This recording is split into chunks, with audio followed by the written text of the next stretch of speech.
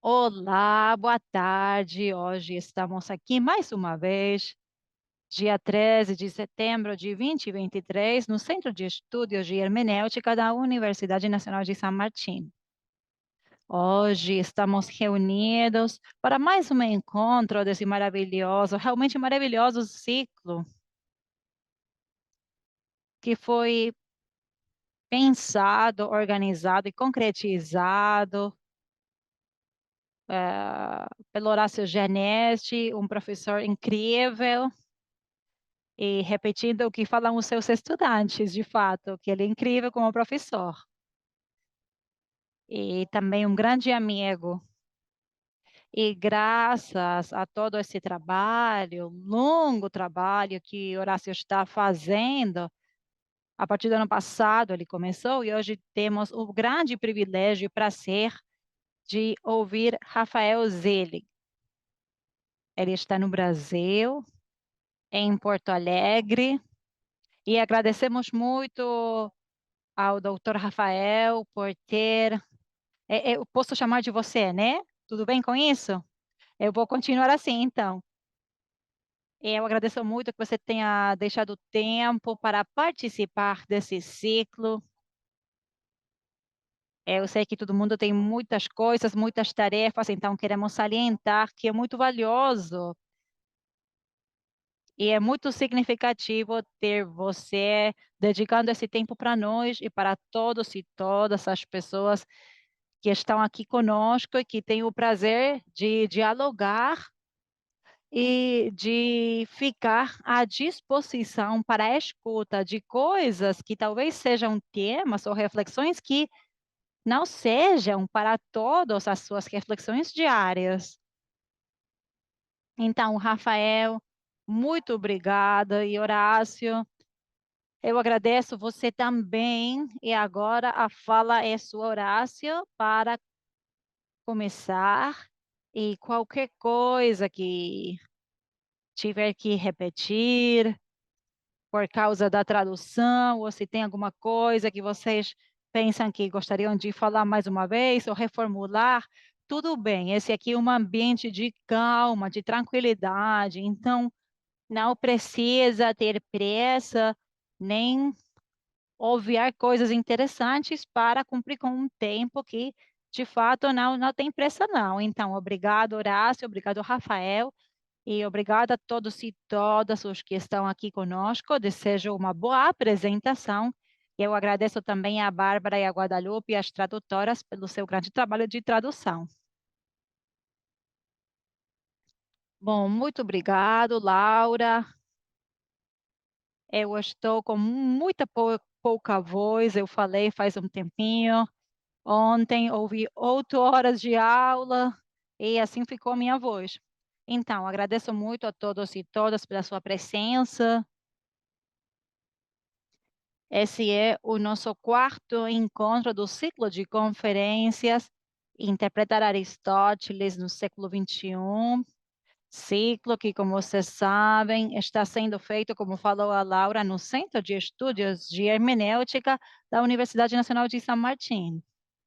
Mais uma vez, gostaria de agradecer o pessoal do centro, o seu diretor, Carlos Ruta, a Laura Carugatti, a Marina Major e ao Diego Sanches. Eu agradeço o trabalho de todos eles, porque as atividades que nós fazemos decorrem do seu trabalho. A conferência de hoje, nosso quarto encontro, vai ser feita pelo Dr. Rafael Zelg, e é uma honra para o Centro de Estudos de Hermenêutica da Universidade Nacional de San Martín contar com a sua presença, e uma honra enorme para mim que o Rafael seja um dos palestrantes desse ciclo. Eu conheço o Rafael, eu tenho a sorte de conhecer ele faz vários anos já, e pessoas como o pessoais como Manuel Berron, Fabiana, Eduardo Mombello, entre outros, tiveram a gentileza de me permitir participar de um grupo de pesquisa sediado oficialmente na Universidade Nacional do Litoral, e em realidade tem também uma sede virtual onde a gente se encontra 3 horas por semana para ler textos da metafísica do Aristóteles. E na virtual eu conheci e conheço o Rafael, onde ele estiver. Eu espero conhecer ele pessoalmente e dar um grande abraço a ele. Muitos de vocês, com certeza, conhecem ele, especialmente aqueles que se interessam na filosofia de Aristóteles. E vamos dizer, só como indicação, que o Rafael é professor associado da Universidade Federal do Rio Grande do Sul, do Brasil, e é bolsista de pesquisa do CNPq. Suas pesquisas são desenvolvidas no campo da filosofia antiga, com foco na filosofia de Aristóteles. Desde 2019, ele faz parte do projeto Obras Completas de Aristóteles, que visa realizar a primeira edição das Obras Completas de Aristóteles traduzidas para o português. No contexto desse projeto, o próprio Rafael está trabalhando em uma tradução anotada da metafísica de Aristóteles, uma tarefa certamente bem difícil. O título da palestra de hoje, vocês já sabem, porque estão para ouvir ela, é A Substância como Ser Primeiro em Aristóteles, um debate entre interpretação contemporâneas. Então, sem mais, a fala está com o Rafael, e eu sei que ele é o único que vocês querem ouvir nesse momento. Então, Muitíssimo Rafael, obrigado, Horácio, pelas palavras gentis, pela acolhida, pelo convite. Eu também gostaria de agradecer as demais pessoas responsáveis pela organização dessa série fabulosa de exposições, né?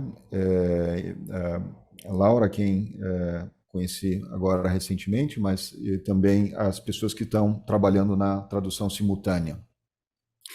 Ah, bem, o Horácio já mencionou de onde foi que nós por primeira vez nos encontramos. Nós participamos de um grupo fundamentalmente organizado por colegas de Santa Fé, e de fato é um grupo que tem, no que me diz respeito, sido extremamente produtivo e que tem criado conexões de trabalho novas entre nós e que tem promovido bastante integração entre colegas argentinos e brasileiros. Em relação ao trabalho desse grupo, e adicionando um item importante à minha biografia, né, essa breve biografia que o Horácio apresentou, eu gostaria de mencionar que eu até muito recentemente fui professor visitante na Universidade Nacional de Litoral, em Santa Fé. Permaneci um ano inteiro lá, até um par de semanas atrás, passando um período sabático que para mim foi extremamente produtivo e extremamente satisfatório, né? E, inclusive, bom, tanto do ponto de vista acadêmico quanto do ponto de vista pessoal.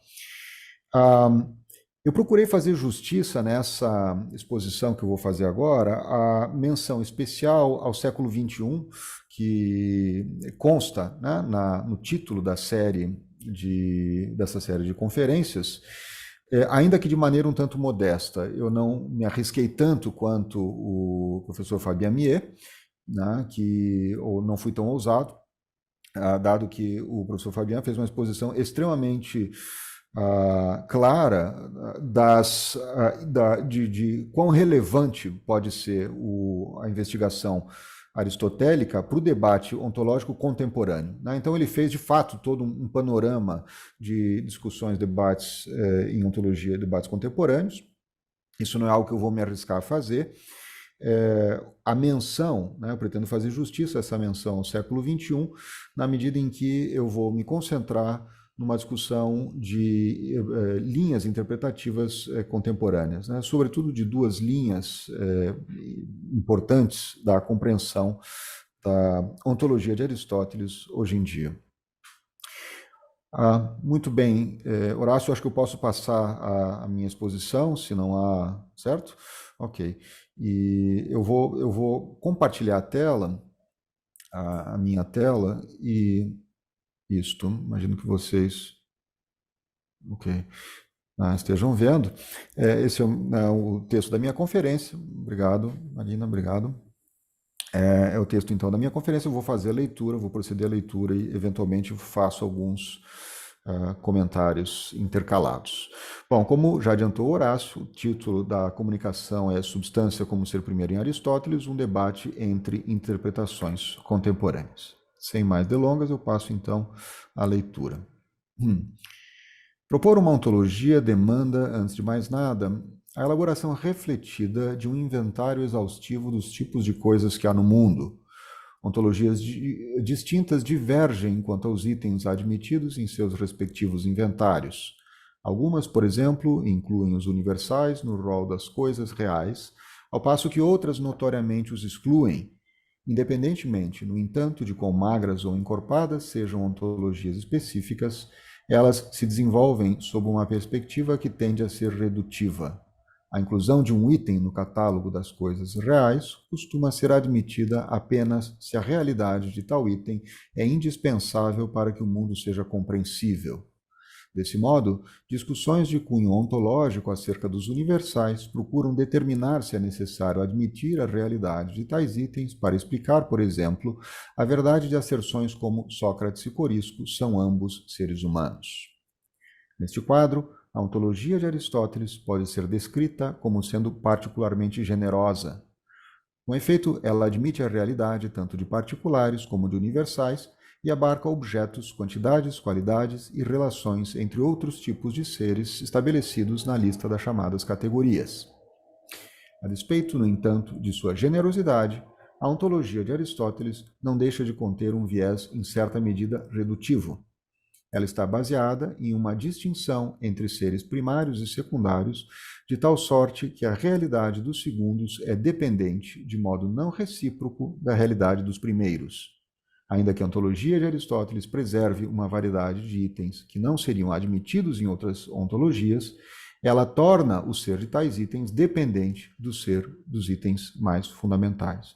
Essa é uma das primeiras ideias que eu pretendo explorar aqui, que é esse caráter redutivo que, seguindo uma descrição que faz o Wolfgang Dettel, né, das ontologias em geral, eu caracterizei como, né, um traço redutivo, uma espécie de redutivismo que as ontologias têm e que se realiza na ontologia de Aristóteles a partir dessa distinção entre seres primários e secundários. Então, ainda que ela seja consideravelmente encorpada, a ontologia de Aristóteles, no que diz respeito à aceitação da realidade de itens do mundo, ela não deixa de remeter, ainda que não os exclua, ela remete a realidade desses itens, a realidade de itens mais básicos, né, que são os itens, então, primários ou fundamentais na sua ontologia. Aristóteles, portanto, desenvolve a sua ontologia em torno a um conjunto de seres primários, cuja realidade é compreendida como sendo de caráter básico. Ela não depende de coisa alguma, à maneira em que a realidade dos seres secundários depende da realidade dos seres primários. Entender a ontologia de Aristóteles demanda, mais do que qualquer coisa, identificar quais são os seres primários e compreender o que faz deles seres primários. Meu objetivo aqui será discutir uma divergência entre duas interpretações contemporâneas para os seres primários de Aristóteles. Como seria de se esperar, diferenças interpretativas a esse respeito terão significativas consequências sobre a compreensão da ontologia de Aristóteles como um todo. Ao final da exposição, apresentarei brevemente as razões de minha preferência por uma das duas interpretações. No interior da ontologia de Aristóteles, há uma categoria de caráter privilegiado que corresponde à substância. A posição especial das substâncias no âmbito dos seres é diretamente sugerida pela sua denominação grega, ousia, na medida em que tal termo está etimologicamente relacionado ao termo grego que traduzimos como ser. No entanto, se toda substância está em uma posição distinguida no conjunto das categorias do ser, nem toda substância corresponde a um dos seres primários da ontologia aristotélica. Conforme se lê no Tratado das Categorias, os gêneros e as espécies de uma substância, como Sócrates, qualificam-se eles próprios como substâncias. Sua realidade, no entanto, é dependente da realidade dos particulares concretos. Ainda que sejam substâncias, portanto, tais itens não são seres primários. Então, isso é uma distinção que eu considero importante também nesse debate. Substância é um termo que, de um modo geral, designa itens ontologicamente especiais, mas essa categoria não corresponde, sem mais, a isso que eu estou chamando de seres primários na ontologia de Aristóteles. Né? Estes seres em torno a cuja realidade se desenvolve ou se dá a realidade dos demais seres. Né? Há um subgrupo no conjunto das substâncias que corresponde, de fato, a esses seres primários. Né? Os seres fundamentais da ontologia de Aristóteles correspondem a um subconjunto das substâncias, as chamadas substâncias primeiras. Trata-se de itens caracterizados como seres primeiros ou seres sem mais. São eles, e não o conjunto total das substâncias, que constituem o núcleo da concepção aristotélica do ser. A compreensão da realidade como estando ordenada a partir de uma relação entre seres primários e secundários é um traço fundamental e inequívoco da ontologia de Aristóteles. Para além, no entanto, desse aspecto central, a interpretação da ontologia de Aristóteles é de vários modos disputada. O debate interpretativo que pretendo examinar aqui se dá em torno a certos usos da própria noção de substância primeira. De acordo com uma linha de interpretação, nem tudo o que é tomado como substância primeira corresponde a um ser ontologicamente primário. Outra linha de leitura, por sua vez, adota uma compreensão mais uniforme para a noção de substância primeira e identifica a ideia de primazia ontológica nos seus diversos usos. A divergência entre as duas linhas de leitura é compreensível na medida em que é possível distinguir dois usos da noção de substância primeira. Cada um de tais usos está inserido em um conjunto próprio de associações conceituais. Para explorar o alcance e as consequências da divergência entre as duas interpretações, distinguirei a seguir dois modelos adotados por Aristóteles para a compreensão da substância primeira. Essa distinção que eu vou apresentar agora, essa distinção entre dois modelos, é frequentemente explorada nos termos de uma oposição entre a ontologia que Aristóteles defende nas categorias e a ontologia que ele defende posteriormente na metafísica. Eu quero evitar essa caracterização por razões que vão ficar claras. Me parece que, porque há traços importantes dessa ontologia que se identifica nas categorias que se mantém na metafísica. Né? Então, me parece mais acertado falar em dois modelos ontológicos, e a questão é entender como eles se relacionam entre si, do que propriamente em dois marcos que se associam, né, diretamente às duas obras de Aristóteles. As duas principais obras ontológicas. Né? As obras de Aristóteles incluem a proposta de uma sistematização para os variados tipos de sentença ordinariamente empregados para tratar do mundo sensível. A diversidade de feitios assumidos pelas sentenças ordinárias inclui casos como o branco é uma cor, o músico é justo, o branco é um lenho, Sócrates é um caminhante, Sócrates é um ser humano, e o ser humano é um animal. Aristóteles entende que as condições de verdade de todos esses exemplos podem ser explicadas a partir das condições de verdade de sentenças que asseveram algo acerca de particulares concretos como Sócrates e Bucéfalo. De acordo com essa descrição, que em suas linhas gerais é muito comum na literatura, Aristóteles propõe um modelo semântico que concede uma posição privilegiada aos particulares concretos. Dado que a verdade de asserções sobre cores, tamanhos, relações, entre outros, deve ser compreendida a partir da verdade de asserções sobre particulares concretos, não sendo verdadeiro o inverso, é possível dizer que os particulares concretos correspondem a itens básicos nesse modelo. Se a tarefa fundamental de uma ontologia é determinar que tipo de coisas há no mundo e que espécie de relações elas estabelecem entre si, então o modelo semântico que acabei de esboçar compromete-se com uma certa ontologia. De acordo com essa ontologia, há no mundo particulares concretos, como Sócrates e Bucéfalo, bem como os universais que correspondem aos seus respectivos gêneros e espécies. Além disso, há cores, tamanhos, relações, etc., de caráter individual, sejam eles particulares ou não, bem como os universais que correspondem aos seus respectivos gêneros e espécies. Nesta ontologia, o ser dos particulares concretos é de caráter básico, ao passo que o ser dos demais itens depende, de um modo ou de outro, do ser dos particulares concretos. Esse modelo ontológico pode ser claramente encontrado no Tratado das Categorias. Isso não significa necessariamente que as categorias sejam uma obra de ontologia, mas apenas que elas demonstram comprometimento com esse modelo ontológico. Na verdade, é possível argumentar que, independentemente de quais sejam os propósitos para os quais as categorias tenham sido redigidas, nelas se encontra a formulação mais completa desse modelo ontológico. Ainda, no entanto, que esse modelo seja apropriadamente associado às categorias, ele não está restrito a elas. Ele ocorre em diversas obras de Aristóteles e, em especial, na metafísica. Ele pode ser claramente identificado, por exemplo, em Metafísica Delta 7, Zeta 1 e no início de Teta 1.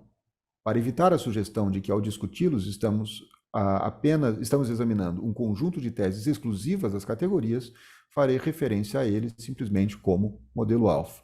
Aqui faço referência, então, a essa estratégia que eu adotei para evitar a associação estrita entre um conjunto de teses e uma obra, e outro conjunto de teses e outra obra. Eu prefiro, digamos, tomar as teses um tanto quanto apartadamente das obras nas quais ela é mais do que em qualquer outro lugar, explorada. Exatamente pelo jogo entre o conjunto de teses e as diferentes obras.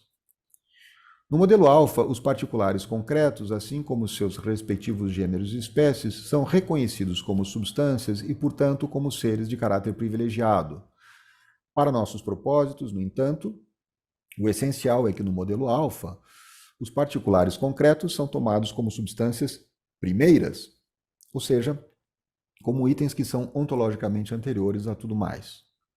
Sem jamais abandonar a semântica associada ao modelo alfa, Aristóteles propõe na metafísica um segundo modelo para a compreensão da substância primeira, que será aqui referido simplesmente como modelo beta. Neste segundo modelo, que é especialmente desenvolvido no livro Zeta da Metafísica, os particulares concretos são analisados como compostos de matéria e forma, e com isso são dispostos sob uma nova perspectiva. Em alfa, os particulares concretos eram tidos como itens opacos quanto à sua estrutura interna, e o seu pertencimento a uma dada espécie substancial era tomado como um fato bruto. O modelo beta, por contraste, propõe uma compreensão da constituição intrínseca de tais itens e, com isso, torna possível explicar seu pertencimento às respectivas espécies.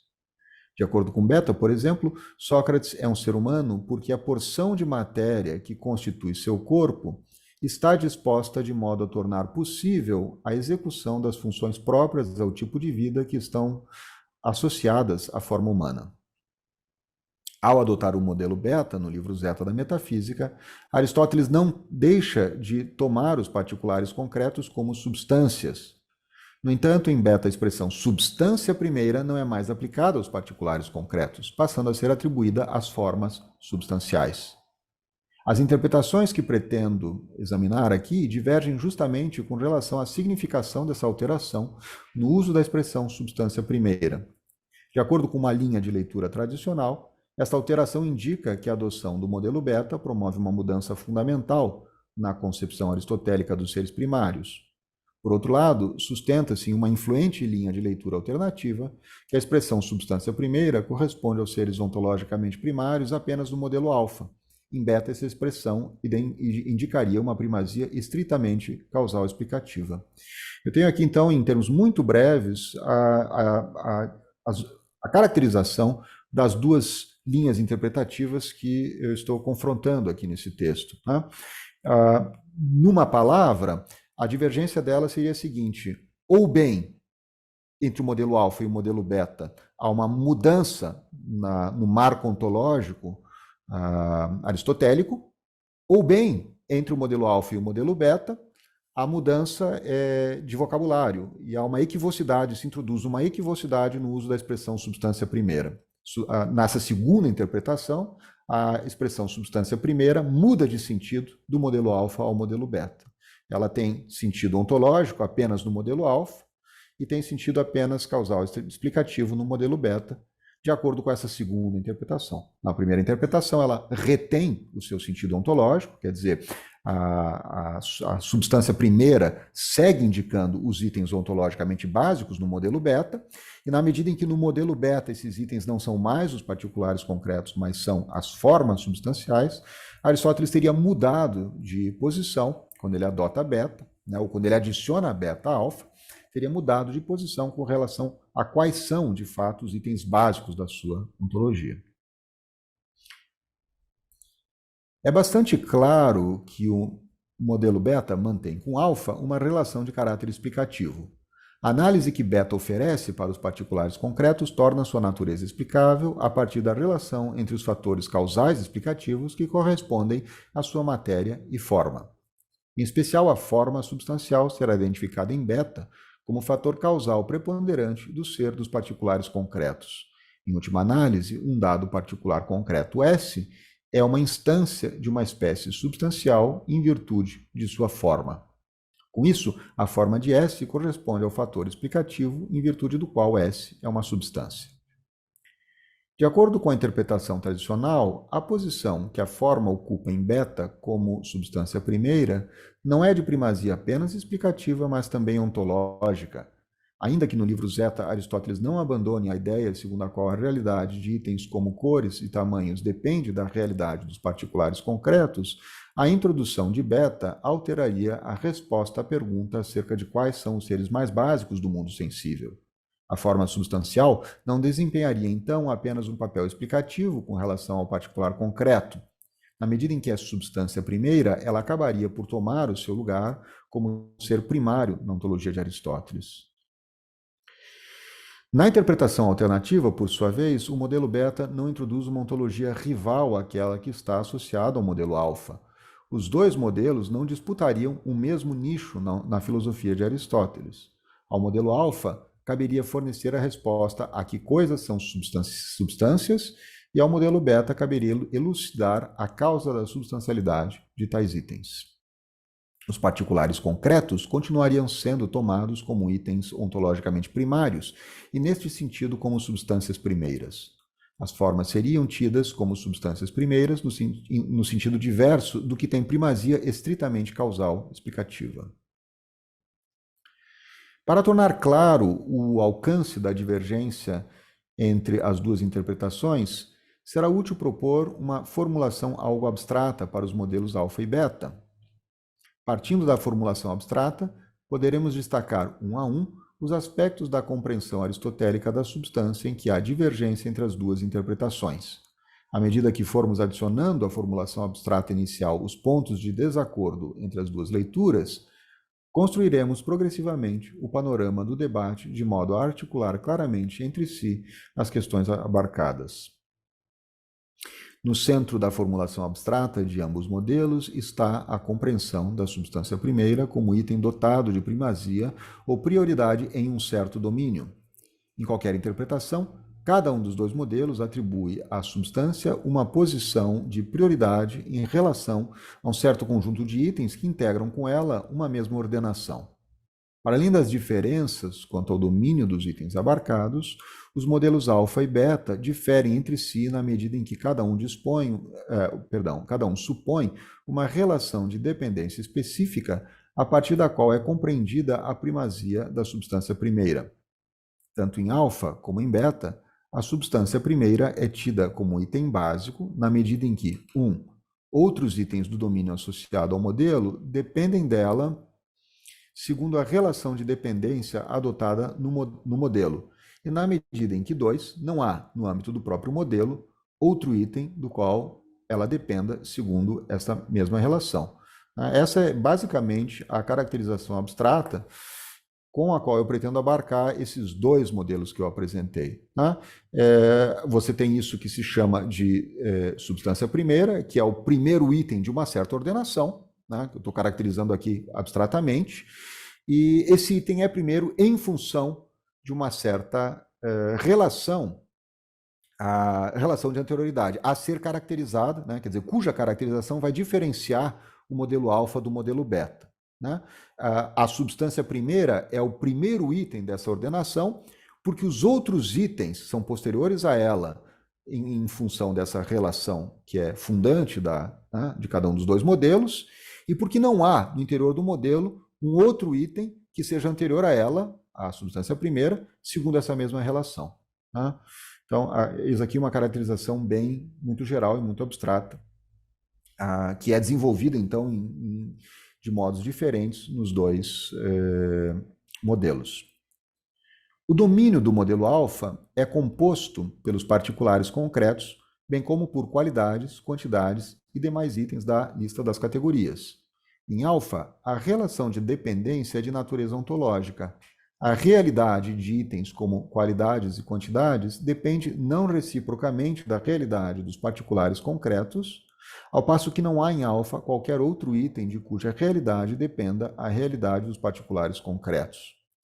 Os particulares concretos qualificam-se como substâncias primeiras em alfa porque outros itens contidos no domínio do modelo dependem deles e não há, em tal domínio, nenhum item do qual eles dependam de modo relevante, ou do modo relevante. O domínio do modelo beta, por sua vez, compõe-se dos particulares concretos e suas formas substanciais. Os particulares concretos mantêm com suas respectivas formas uma relação não recíproca de dependência e não há, no domínio de beta, nada do qual as formas dependam segundo tal relação. As formas, portanto, são itens primários em beta. Ao contrário, no entanto, do que ocorre com a relação de dependência de alfa, não há consenso quanto à natureza da relação de dependência de beta. É certo que ela contém um aspecto causal explicativo, mas há divergências acerca da sua natureza completa. Na interpretação alternativa, o caráter causal explicativo esgota a natureza da relação de dependência de beta, ao passo que na interpretação tradicional, esse caráter é acompanhado de um componente ontológico. Basicamente, um dos focos, né, de toda essa discussão é exatamente qual é a natureza de dependência que é própria do segundo modelo, do modelo beta. Nós sabemos que ela é ontológica, integralmente ontológica no modelo alfa, e nós sabemos que ela é, ao menos parcialmente, causal explicativa no modelo beta. Né? A questão é saber se ela, além de ser causal explicativa, é também ontológica no modelo beta. Deste modo, a formulação abstrata dos dois modelos realça, a partir da relação de dependência adotada pelo modelo beta, o primeiro aspecto da divergência entre as duas leituras. Na leitura alternativa, essa relação é apenas de natureza causal explicativa, de modo que a primazia da substância primeira em beta é diversa da primazia ontológica concedida à substância primeira em alfa. Na leitura tradicional, por sua vez, a relação de dependência associada a beta não é só causal explicativa, como é também ontológica. Com isso, a primazia da substância primeira em beta é compreendida como sendo não apenas explicativa, mas também ontológica. Desse modo, a substância primeira de beta é tida como sendo dotada, além da primazia explicativa, também do mesmo tipo de primazia que é atribuída à substância primeira em alfa.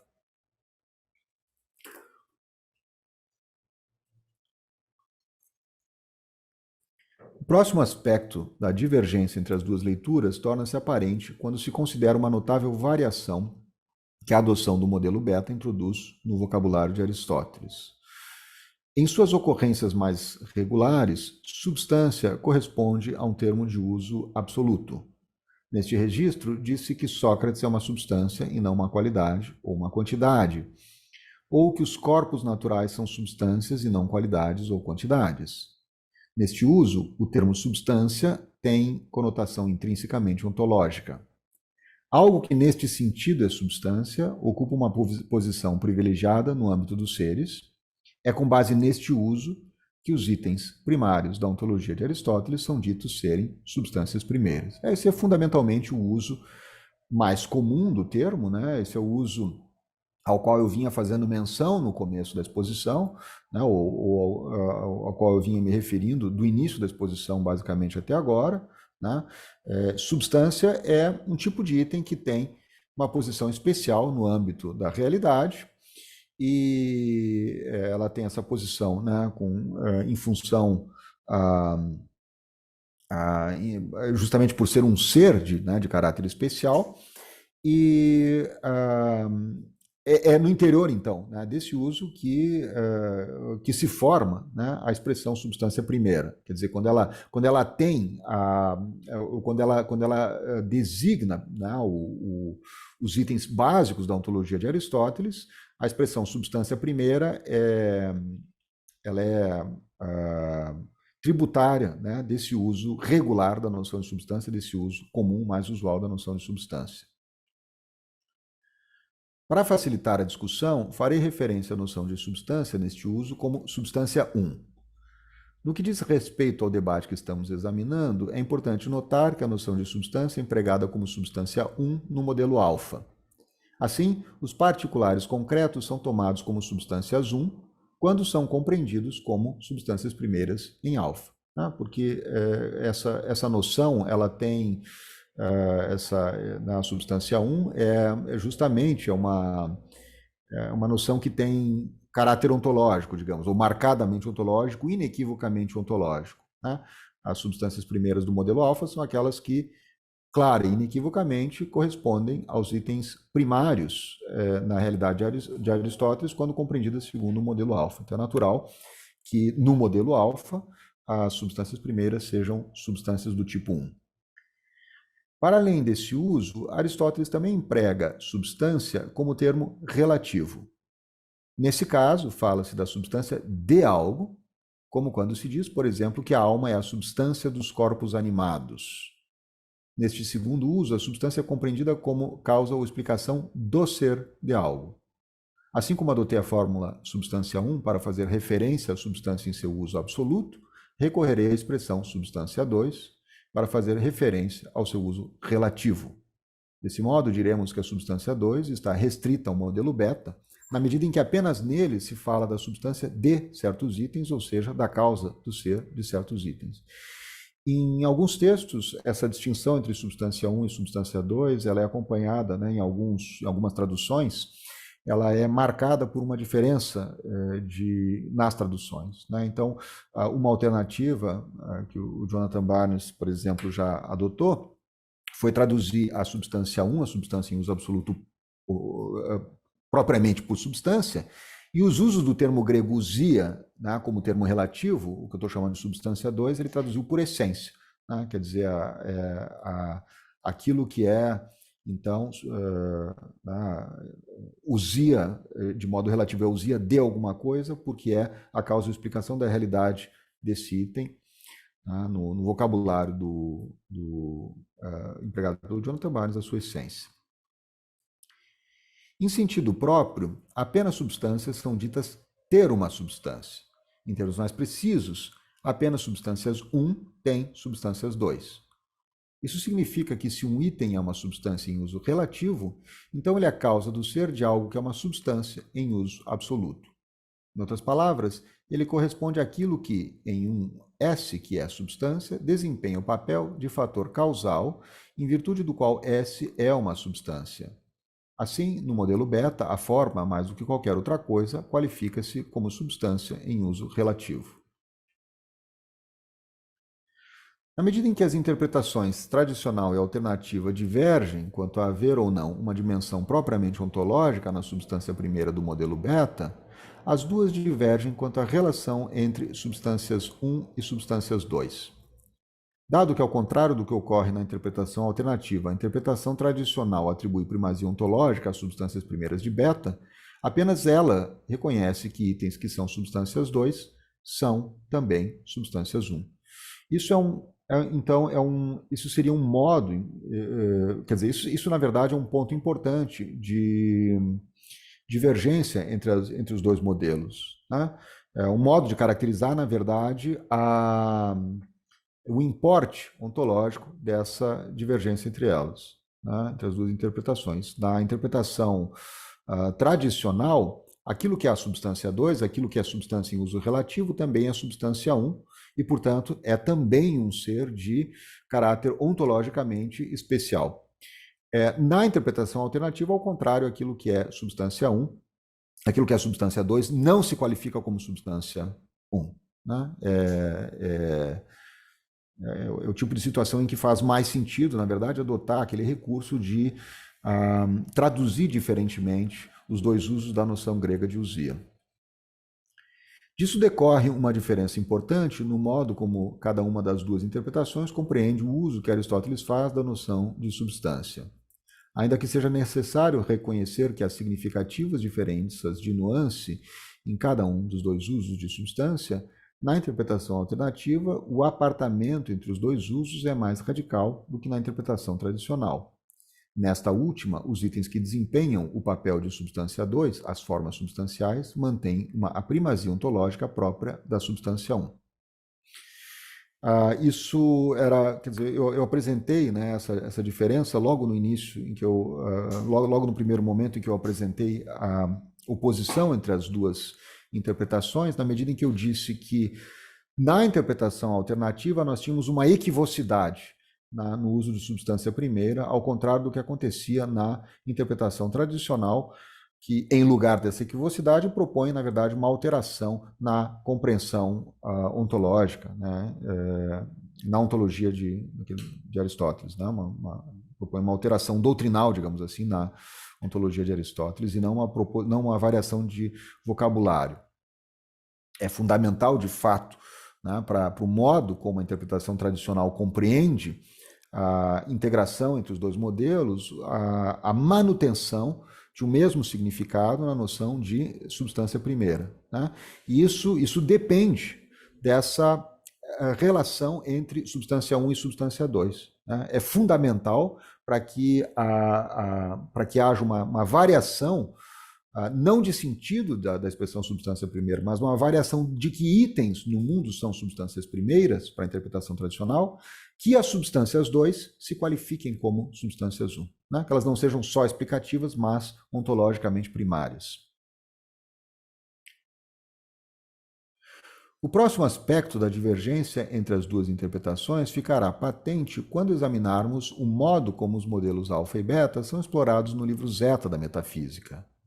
Nos primeiros capítulos do livro Zeta, Aristóteles faz o que pode ser tomado como uma apresentação geral do modelo alfa, e a partir disso motiva a discussão que culminará com uma elaboração pormenorizada do modelo beta. Em Zeta 1, Aristóteles dá início ao estudo da substância dos livros centrais com uma retomada do modelo alfa. Em Zeta 2, por sua vez, há uma exposição de hipóteses quanto ao que se qualifica como substância. O exame parte de hipóteses de ampla aceitação, que em linhas gerais correspondem aos particulares concretos que são identificados como substâncias primeiras no modelo alfa. Além de tais itens amplamente reconhecidos como substâncias, Zeta 2 também menciona a hipótese de aceitação restrita, tipicamente propostas platônicas de vários matizes. Trata-se de hipóteses que trazem o âmbito não sensível para o horizonte da discussão. Como afirma Aristóteles, para determinar quais dentre o conjunto das alternativas consideradas devem ser mantidas e quais rejeitadas, deve-se estabelecer em linhas gerais o que é a substância. Então, aqui. A transição de uma dimensão para outra na investigação sobre a substância é frequentemente descrita na literatura a partir de um contraste entre duas questões. Se a discussão de hipóteses acerca de que coisas se qualificam como substâncias é descrita como dizendo respeito à questão da população, o exame do que, em linhas gerais, é substância é descrito como tratando da questão da natureza. Para recorrer à formulação de Galuzzi e Mariani, a investigação acerca da questão da natureza busca determinar em que consiste a substancialidade de algo que é uma substância. Né? Bom, essas duas expressões, né, a questão da natureza e a questão da população, são meio que autoexplicativas. Né? No primeiro caso, quer dizer, quando nós estamos falando da questão da população, nós queremos saber que coisas são substâncias. né? Se só particulares, se particulares e universais, se só seres sensíveis, se seres sensíveis e não sensíveis e assim por diante. E quando nós discutimos a questão da natureza, nós queremos saber o que faz de uma substância, o que é ah, como se define, né, em outros termos, a noção a noção de substância. Essa formulação pode ser compreendida de dois modos. Em uma primeira compreensão, ou seja, a formulação da questão da natureza como determinar a substancialidade de algo que é uma substância. Em uma primeira compreensão, investigar a substancialidade de algo que é uma substância corresponde a buscar os critérios de substancialidade, ou seja, as condições que um item S deve satisfazer para ser uma substância. Em uma segunda compreensão, por sua vez, investigar a substancialidade de algo é procurar o fator que, em uma substância S, faz de S uma substância, correspondendo à causa pela qual S é uma substância. A causa pela qual algo é uma substância é indiscutivelmente um dos temas centrais do livro Zeta. A identificação da forma como causa da substancialidade costuma ser apontada como um dos principais, se não o principal, resultado do livro. É claro, portanto, que o exame da questão da natureza leva à abordagem causal da substancialidade. No entanto, disso não se segue, sem mais que, ao ser introduzida ao final de Zeta 2, a questão da natureza esteja sendo diretamente concebida como questão acerca da causa da substancialidade. De fato, as interpretações divergem a esse respeito. Algumas entendem que a questão da causa da substancialidade se identifica com a questão da natureza, ao passo que outras entendem que a discussão causal está associada ao exame do critério de substancialidade. Nesta segunda alternativa, a questão da natureza é compreendida como dizendo respeito conjuntamente aos problemas discernidos por cada uma das duas compreensões da substancialidade. Bom, eu adotei, né, primeiro uma formulação geral disso que eu estou chamando então de questão da natureza, justamente porque ela pode cobrir essas duas compreensões da questão da natureza que eu estou opondo aqui. Essa formulação que eu tirei do Gabriele Galuzzo, segundo essa formulação, né, a questão da natureza investiga a substancialidade do que é uma substância. Né? Então, primeiro nós investigávamos na questão da população quais coisas são substâncias, depois nós passamos a investigar o que é a substancialidade da substância.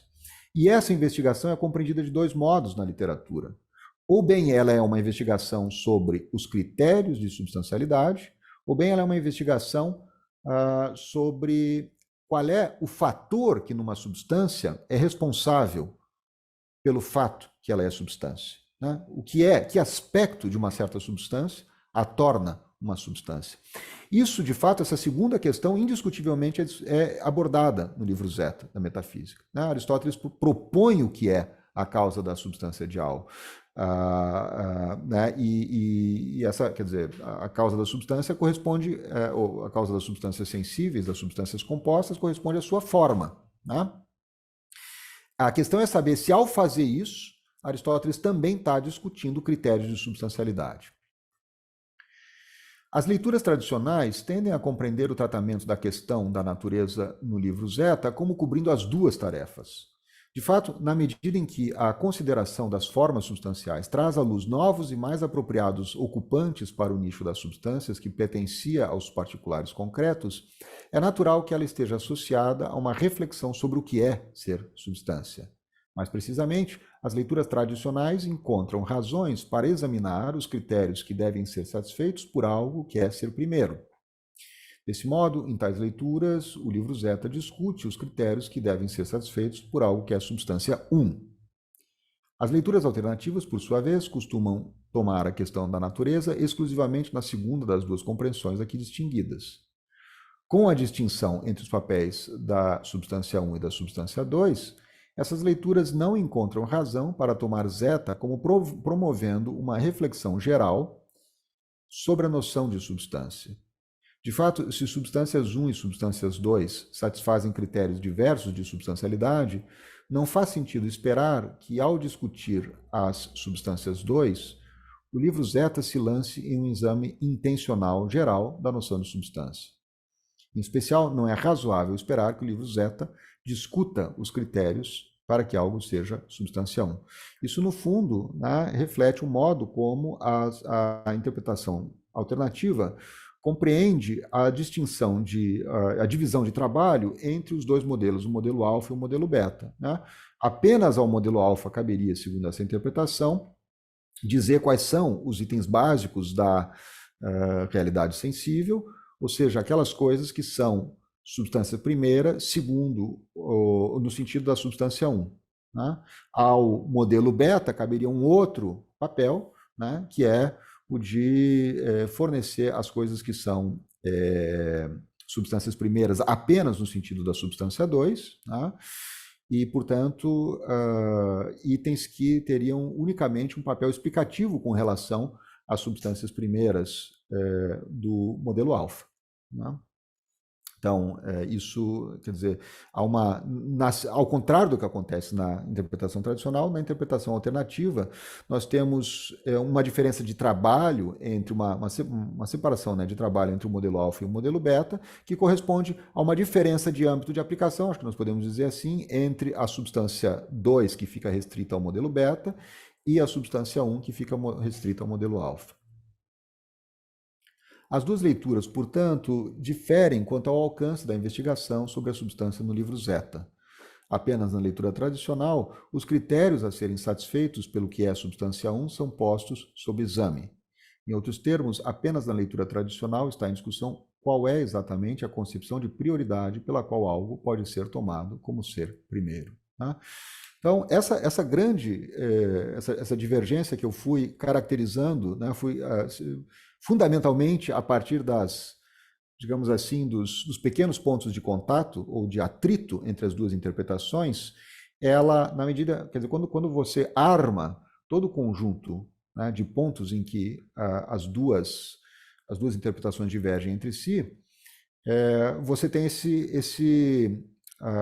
essa, digamos, apreensão do conjunto na qual a interpretação tradicional está fazendo uma discussão, ou está encontrando, né, no livro Zeta da Metafísica, uma discussão sobre propriamente o que é o ser primeiro, o que são os itens mais básicos da realidade. Ao passo que na interpretação alternativa essa questão foi fundamentalmente resolvida quando o modelo alfa foi introduzido nas categorias, e no livro Zeta Aristóteles está fazendo simplesmente um outro tipo de investigação, que é, bom, sabendo já o que são os itens básicos da realidade, eu quero ver quais são os fatores no mundo que explicam pelo porquê esses itens, né, ou de que modo esses itens são os itens básicos da realidade. Temos agora um panorama suficientemente amplo, abrangente da divergência entre as duas leituras. Na interpretação tradicional, a primazia atribuída às formas em beta é de natureza não só explicativa, mas também ontológica. Desse modo, na medida em que se qualificam como substâncias 2, as formas qualificam-se também como substâncias 1. Com isso, ao serem tomadas como substâncias primeiras, elas passam a ocupar o papel de itens ontologicamente primários, que era atribuído aos particulares concretos em alfa. Disso resulta que a adoção de beta promove uma reforma importante na ontologia de Aristóteles, o que se reflete no exame dos próprios critérios de substancialidade no livro Zeta da Metafísica. Na interpretação alternativa, por sua vez, beta concede às formas apenas primazia explicativa, de modo que elas se qualificam unicamente como substâncias 2 e não como substâncias 1. Nesta perspectiva, quando as formas são tomadas em beta como substâncias primeiras, elas não tomam o lugar que era ocupado em alfa pelos particulares concretos. Ao contrário, de acordo com a interpretação alternativa, a adoção de beta preserva os particulares concretos na posição de seres ontologicamente primários. As formas são compreendidas como desempenhando apenas o papel de causa dos seres particulares concretos. Com isso, entende-se que a adoção de beta não acarreta o exame dos critérios de substancialidade. Esse é o panorama, então, geral. Simplesmente encerrei aqui, bom, no fundo, a parte principal da exposição, estou quase terminando, né, a exposição como um todo, mas, digamos, isso aqui é o fecho do arremate, né, da caracterização dessas duas linhas de interpretação. Este panorama faz mais do que ressaltar as diferenças entre as duas linhas de interpretação examinadas. ele permite identificar as conexões conceituais que, ao serem exploradas de maneiras diversas por cada uma das duas leituras, resultam em concepções significativamente diversas da ontologia de Aristóteles. Com isso, o exame do embate entre as duas interpretações fornece uma apreensão da arquitetura conceitual da doutrina aristotélica do ser. A armação desse quadro conceitual é por si só um ganho no que diz respeito à compreensão da ontologia de Aristóteles.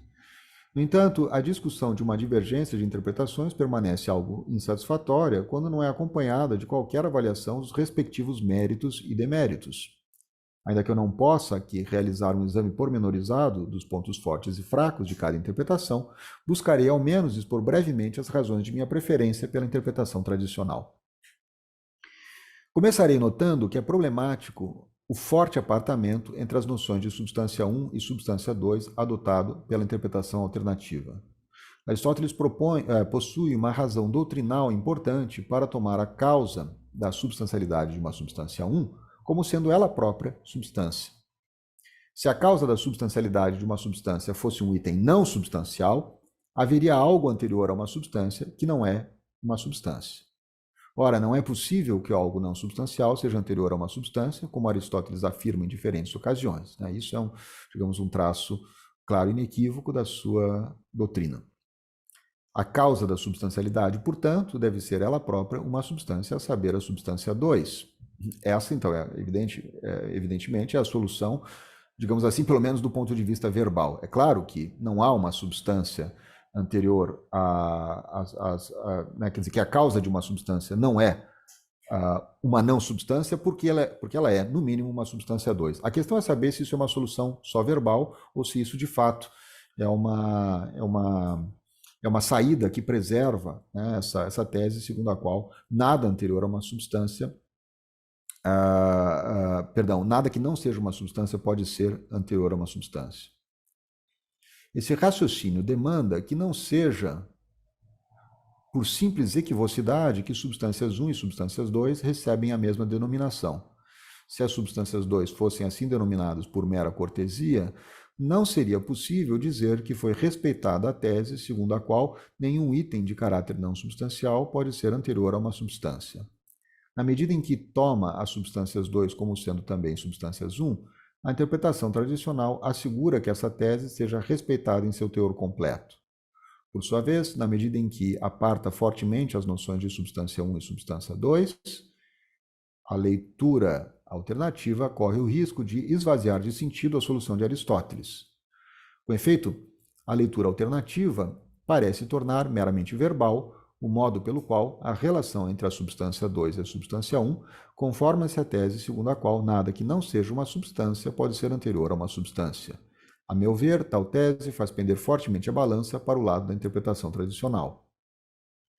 Defensores da interpretação alternativa, por sua vez, encontram um problema no exame dos critérios de substancialidade que a leitura tradicional identifica no livro Zeta. Discutir os critérios de substancialidade corresponde a discutir em que sentido um ser primeiro é um ser primeiro. Desde o início do livro Zeta, no entanto, está clara a primazia da substância.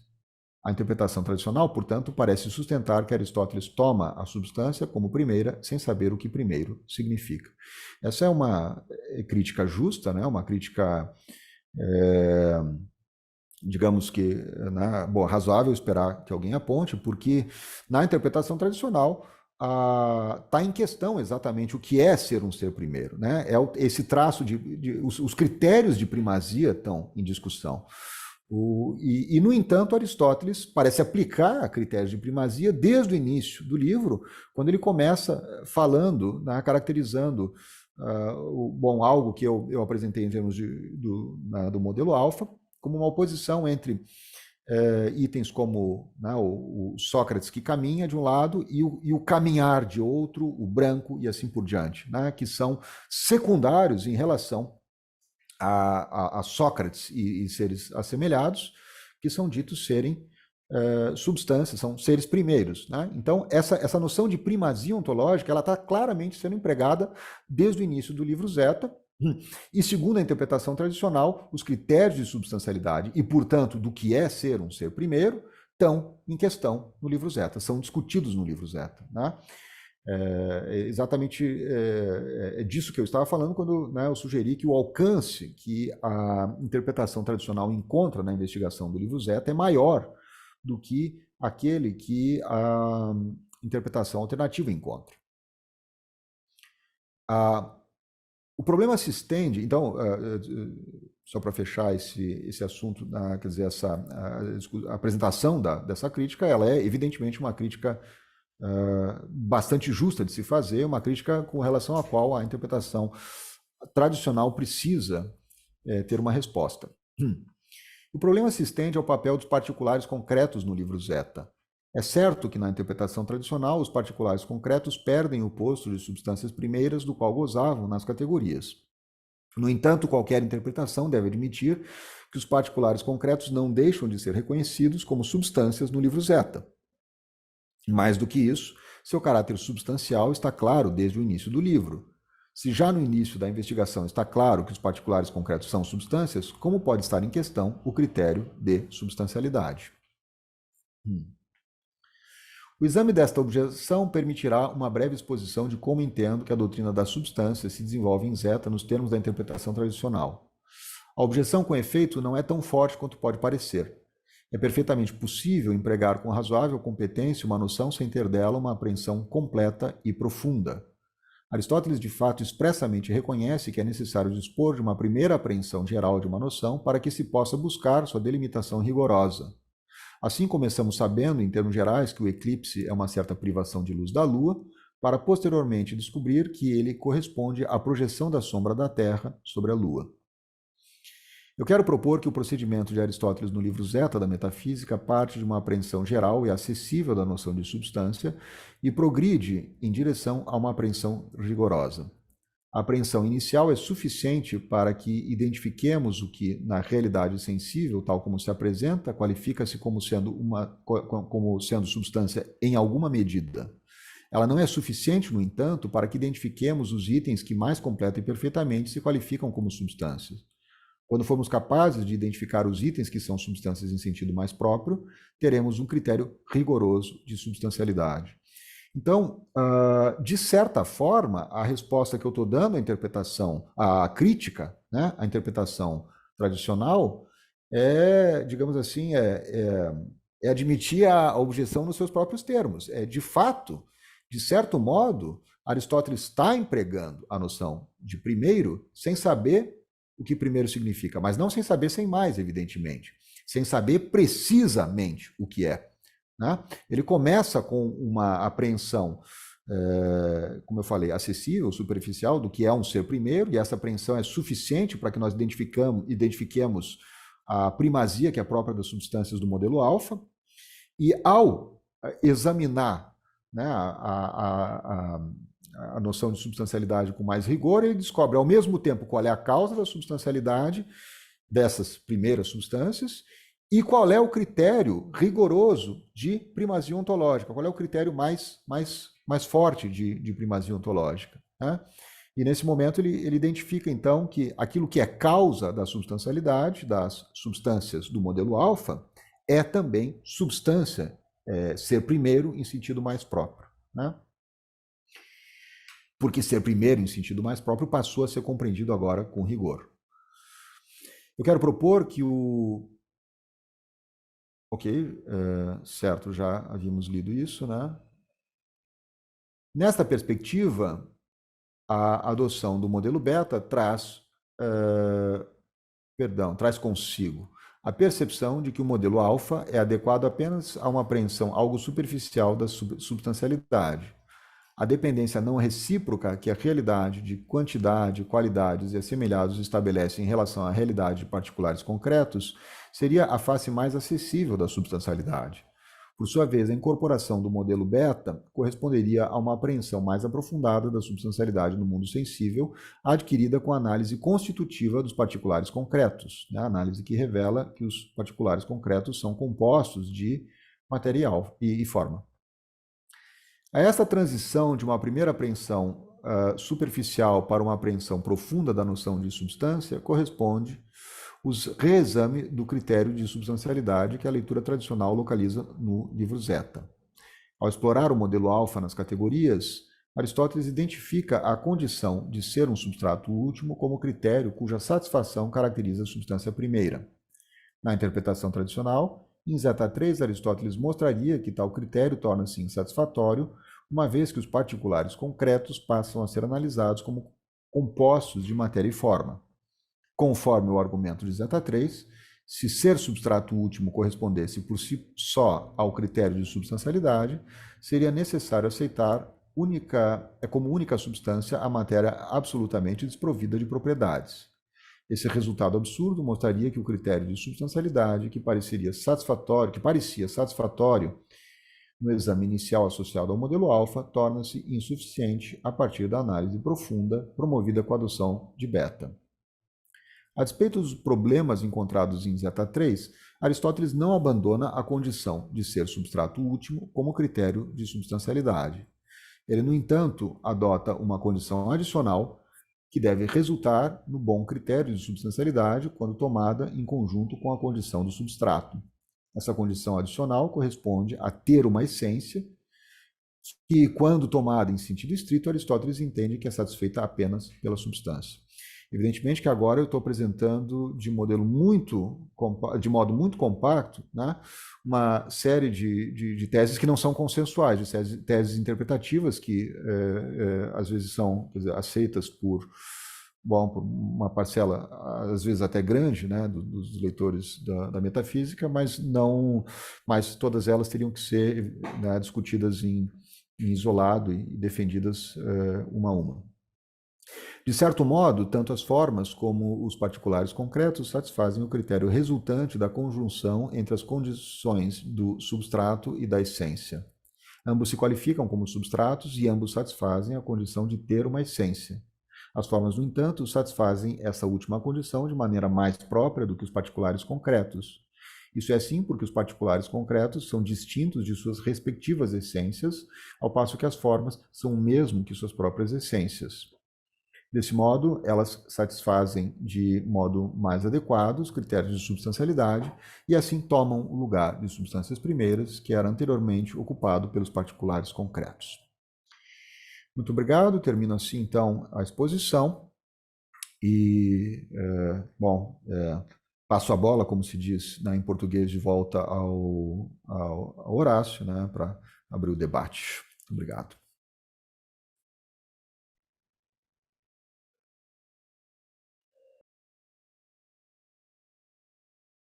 Muchas gracias, Rafael. Muito obrigado, Rafael. O debate está aberto, então aqueles que quiserem fazer perguntas, por favor. Se ninguém quiser perguntar, eu tenho algumas perguntas. Eu começaria com alguma. Eu tenho uma pergunta. Vamos lá, Eduardo. Muito obrigado, Rafael. Foi super interessante como você apresentou as questões, a discussão. Me interessa bastante saber como você compreende os dois modelos, alfa e beta, no sentido, tive a impressão de que eram dois modelos ontológicos alternativos.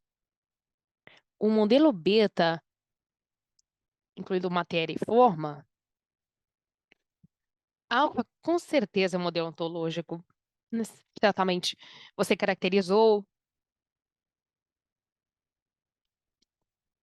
para ser substância primeira, segunda, tinha uma dependência da existência da substância primeira. Poderíamos dizer assim, é um modelo ontológico, sim, sem nada mais a crescer. Já o modelo B inclui uma consideração que tem sentido para Aristóteles dentro do modelo físico, a caracterização da substância como matéria e forma para envolver movimento, uma certa quantidade de coisas, é mais do que um modelo puramente ontológico. É verdade que ele está examinando, além disso, é como se a abordagem mudasse, como se examinasse a ontologia a partir de uma abordagem física. Eu não acho exatamente dois modelos ontológicos paralelos. Isso é o que eu queria dizer. Você acha que eles são? Bom, muito obrigado, Eduardo, pela pergunta. Bom, teus comentários e perguntas são sempre muito no ponto e ah, muito instigantes. Ah, bom, eu defendi. Bom, primeiro, né, é claro que a distinção matéria e forma tem uma significância física, né, uma significância que a gente conhece das obras de física, mas elas são exploradas em favor da ontologia, digamos assim, no livro Zeta. Quer dizer, elas têm algum importe para a ontologia. A questão é saber que espécie de importe é esse. Né? Me parece, pelo modo como você se expressou, né, que você simpatiza com essa ideia do modelo alternativo, que é, bem, matéria e forma contribuem para a ontologia de Aristóteles na medida em que explicam alguma coisa sobre a substância primeiro, né, sobre aquilo que é substância e aquilo que nós já tínhamos aprendido no Tratado das Categorias. Bom, eu estou defendendo exatamente a outra alternativa, né? Então, minha resposta para você é que sim, elas são mais propriamente ontológicas, né? Quer dizer, e basicamente a ideia seria que no livro Zeta, quando Aristóteles examina que espécie de contribuição à compreensão da realidade, essa distinção entre matéria e forma, que já se prestava a explicar os fenômenos da realidade sensível, né? Quer dizer, que espécie de contribuição essa distinção tem, a compreensão bom, dos seres sensíveis, né? Espécie de contribuição ela tem, ele teria se dado conta que a forma, sobretudo, né, muito mais do que matéria, mas que a forma teria desempenharia melhor o papel de item básico da realidade do que os particulares concretos. E é claro que aqui tem algo que é fundamental nesse debate, tem algo que tem que ser algo que eu evidentemente não desenvolvi suficientemente, tem que ser tratado, né? Mas que é finalmente exatamente o que significa ser um item básico da realidade. E isso muitas vezes não está, eu creio, suficientemente caracterizado nas bom, nos textos que tratam dessas coisas. Né? Muitas vezes se lança a mão, por exemplo, da ideia de que há seres no modelo alfa, né? Quer dizer, você está falando de seres que são seres autossuficientes do ponto de vista ontológico, com relação ao ser, ou coisa que o valha. Né?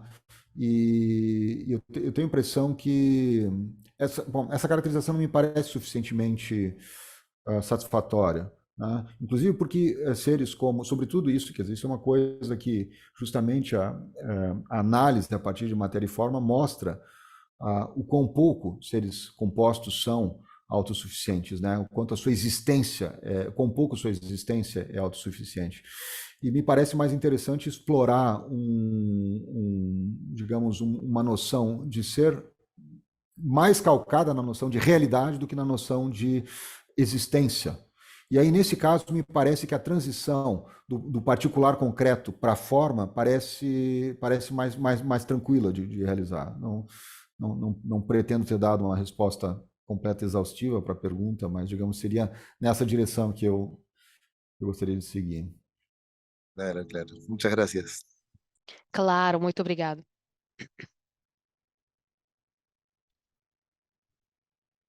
Fabiano. Ela desapareceu? Sumiu? Não, estou aqui. Obrigado, Horácio. Muito obrigado, Rafael. É claro que eu compartilho a observação do Eduardo sobre o interessante da apresentação. Algumas questões muito interessantes que ele colocou. Quanto à pergunta do Eduardo, com a sua resposta, Rafael, conforme a última você falou, se eu estou compreendendo bem, você não está negando um dos pontos que o Eduardo apontou são aceitáveis, né? No sentido de que o conceito de forma, na metafísica zeta, tem um papel explicativo quanto ao que, ao que for, naquele caso, não visto enquanto uma coisa suscetível de ser explicada, que o indivíduo substancial das categorias, precisamente não visto enquanto uma coisa suscetível de ser explicada pelo fato de ele não ser analisado em termos de forma de matéria.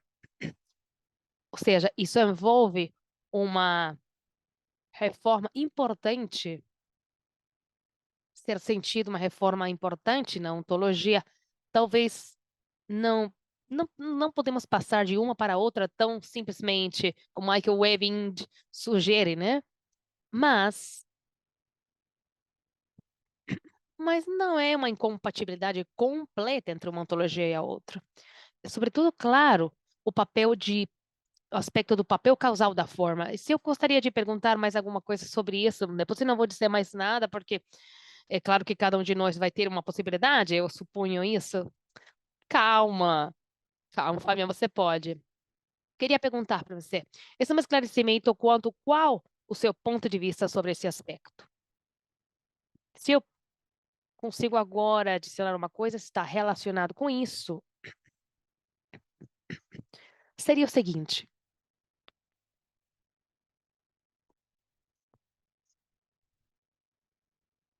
É claro, sempre preciso colocarmos aí, abrirmos o guarda-chuva em uma certa interpretação mais ou menos plausível.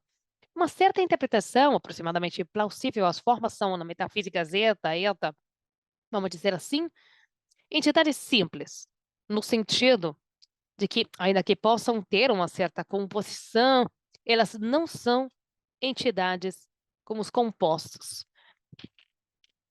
É claro que há interpretações que têm a tendência a ver como compostos iomórficos também não somente pragmáxia, David Charles, mas também interpretação que é da 6,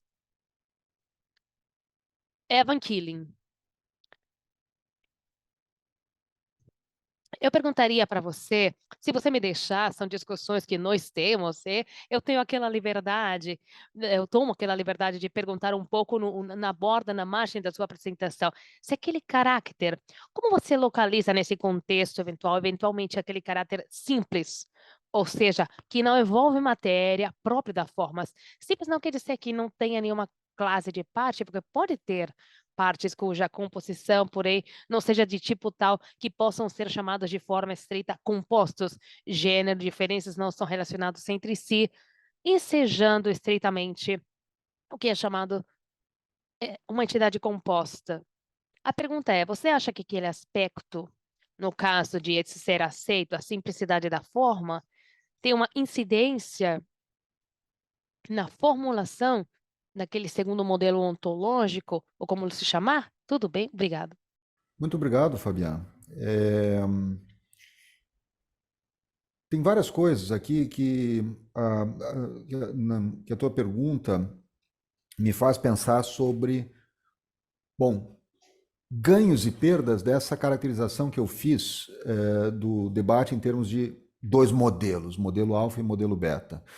Uma coisa que esse vocabulário sugere e que eu não gostaria na verdade, não gostaria que eu sugerisse, né?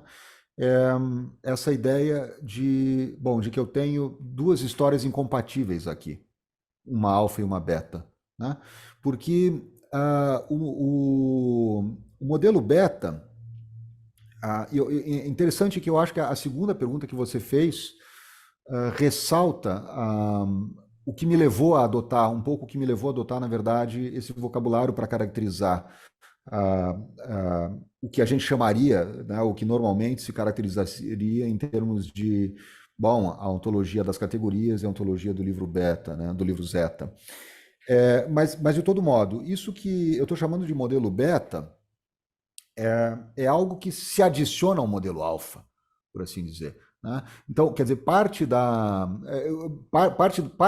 motivação era justamente não sugerir que o modelo de substancialidade das categorias é simplesmente abandonado quando Aristóteles passa a trabalhar no livro Zeta, né?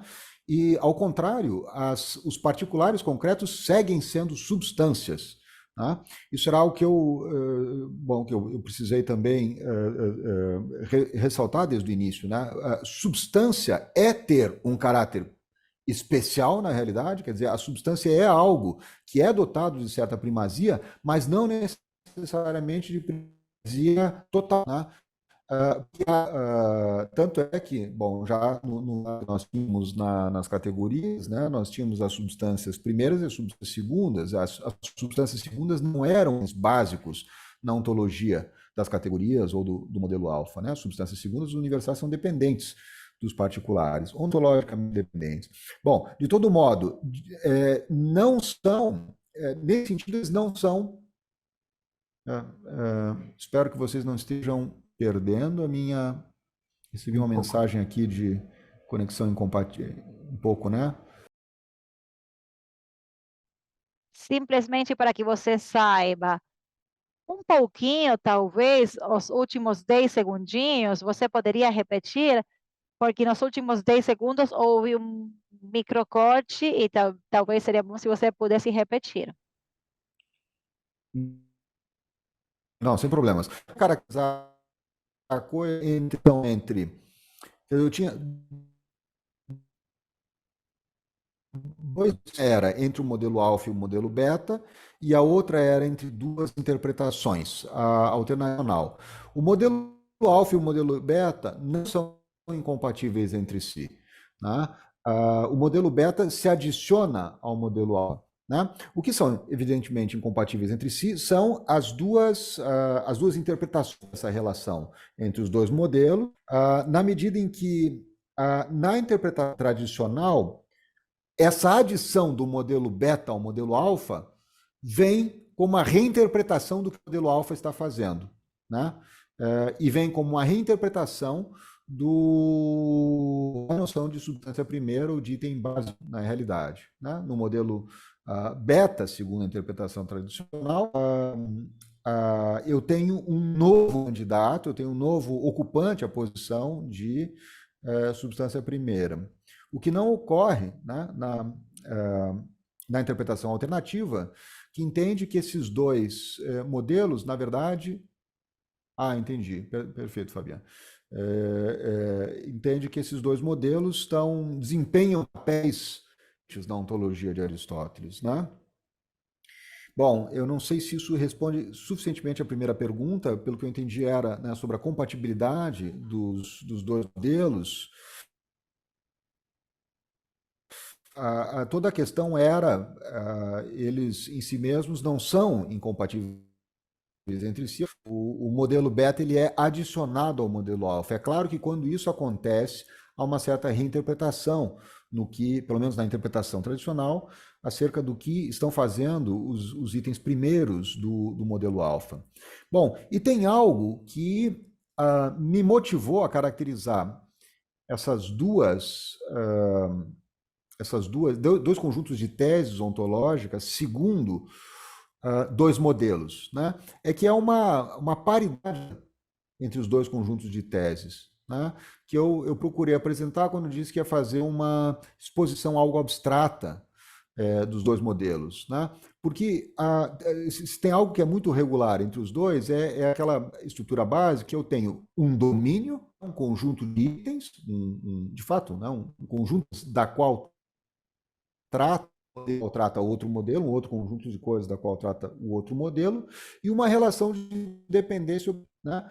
Nesses dois modelos, isso que eu vou chamar de substância primeira é sempre o item primário do conjunto, é o item primário desse domínio, um item cuja prioridade se estabelece pela relação de dependência que cada um dos dois conjuntos, cada um dos modelos adota, né? Então, a esse respeito, nós temos duas histórias muito regulares, né? Quando nas categorias e no livro Zeta, né? Na medida em que nós temos essa estrutura que se repete em cada um deles, né? Por isso há o uso dessa desse jargão que eu inventei, modelo alfa e modelo beta. Bom, você disse algo, Fabian, que ressalta, né? Bom, que ressalta essa paridade de estrutura um pouco, no que diz respeito ao modelo beta, né? Em cada um dos dois modelos eu tenho uma relação de dependência e o item primeiro, ou a substância primeira do modelo é tal que no interior do modelo não há nada que seja anterior, segundo essa relação de dependência, né? Então, no modelo alfa, quer dizer, as substâncias primeiras, né, os particulares concretos são substâncias primeiras, porque as outras coisas dependem deles, segundo aquela relação de dependência ontológica que nós conhecemos das categorias, né? Eles são substratos últimos, né? Quer dizer, as outras coisas se dizem deles ou estão neles, e eles não estão nem são ditos de coisa nenhuma, né? Ou seja, não há nada que, segundo essa relação de dependência, seja anterior aos particulares concretos, né? No modelo alfa. Agora, bom, e isso se quer dizer, pode haver coisas que sejam anteriores a eles em outras relações, né? Isso é o que acontece quando justamente quando nós adicionamos o modelo beta ao modelo alfa. O modelo beta trabalha com uma outra relação de dependência, né? Que essa relação, no mínimo, bom, e aí, quer dizer, qual é a noção de dependência, né? Quer dizer, ela é no mínimo causal explicativa. A questão é saber se ela é também, em algum sentido, ontológica, né? Na interpretação tradicional que eu estava defendendo, ela é também ontológica.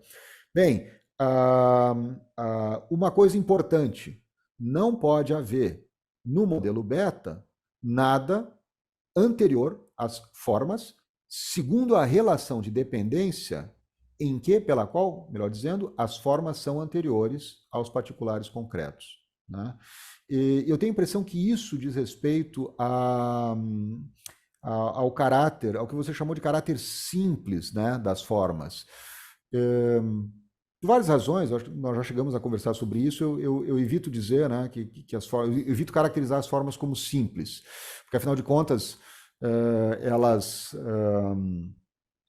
se elas fossem simples, elas não seriam definíveis, né? Então elas são dotadas de algum tipo de complexidade, mas e esse eu acho que é o ponto, e eu acho que é isso né, que interessa, né? Elas certamente não são complexas do modo como os particulares concretos são complexos, tá? Isso significa que as interpretações que tomam a matéria como parte da forma, bom, elas, de fato, elas não... Isso é importante que você, inclusive, chame a minha atenção sobre isso, né? Isso é uma contribuição interessante para essa discussão que eu estou tentando fazer. Porque, de fato, nessas interpretações que incluem a matéria na forma, nessas interpretações eu tenho algo que quer dizer, eu posso submeter a forma ao mesmo tipo de análise pela qual a forma era anterior, né? Ao mesmo tipo de análise que procurava assegurar a prioridade da forma sobre os particulares concretos, né? Então, é muito interessante, inclusive, que, quer dizer, é notável que alguns dos campeões das leituras, né, do que eu caracterizei como leituras alternativas, como o Michael Wedin, sobretudo, e também o Lucas Zangione, são pessoas que recusam, no caso do Michael Wedin, muito claramente, essa interpretação em que, ou muito enfaticamente, né, essa interpretação que inclui componentes materiais na forma.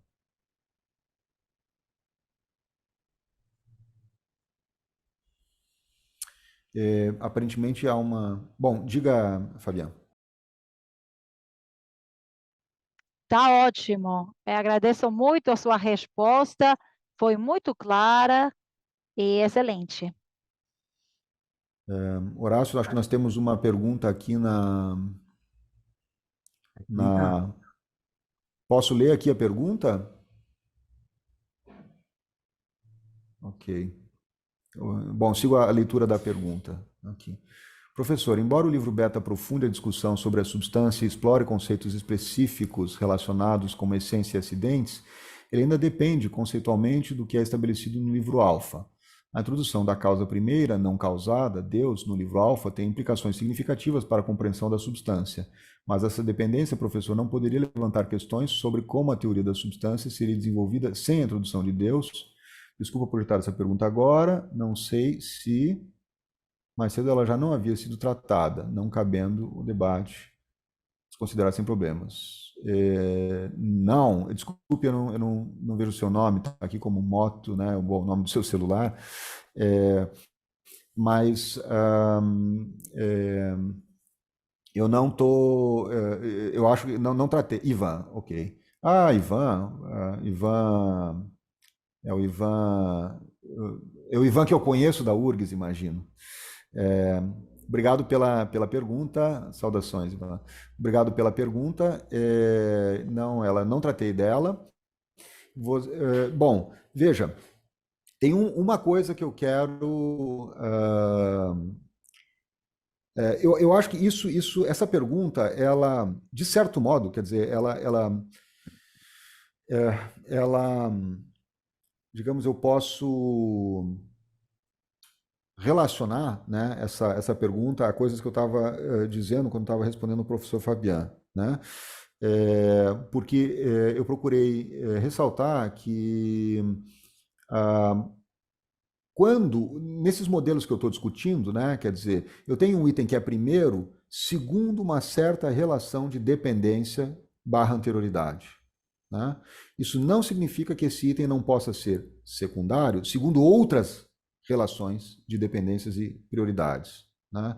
Então, a questão é, como é que Deus entra nessa, ou o primeiro motor, né? Como é que ele entra nessa discussão? Bom, algumas interpretações, né, sugerem que vão tentar, né, criar uma espécie de dependência propriamente conceitual, digamos assim, né, do que é ser substância em relação à substância divina. Né? Então, você tem essas leituras, por exemplo, do Patzig, né, que reproduzem o mesmo tipo de dependência, a estrutura da significação focal, é o mesmo tipo de dependência que os seres, que os acidentes têm em relação à substância primeira, né, eles tentam reproduzir isso na relação em que as diferentes substâncias têm umas com as outras, né? Quer dizer, a substância sensível dependeria de uma maneira semelhante em relação à substância divina, né? Ao primeiro motor imóvel. E aí, nesse caso você teria, de novo, né? Quer dizer, aí sim, você teria, digamos, na mesma ordem de prioridade, você estaria introduzindo, né, Deus nessa relação. Mas eu não tenho certeza que isso aconteça no livro Lambda, né? Eu não tenho certeza que seja essa, de fato, a relação em que o primeiro motor imóvel tem com os seres sensíveis, inclusive, né, ou com os seres do âmbito do sensível, inclusive com as formas. E se a resposta for negativa,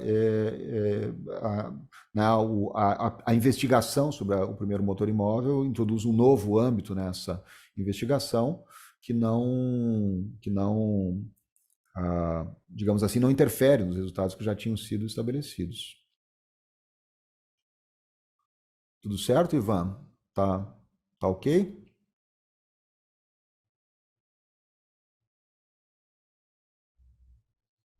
Beleza, obrigado, Ivan. Uma última pergunta, se eu posso. Horácio, Bom, havia uma outra pergunta. Bom, havia uma outra pergunta no chat aqui. Posso? Do Eric.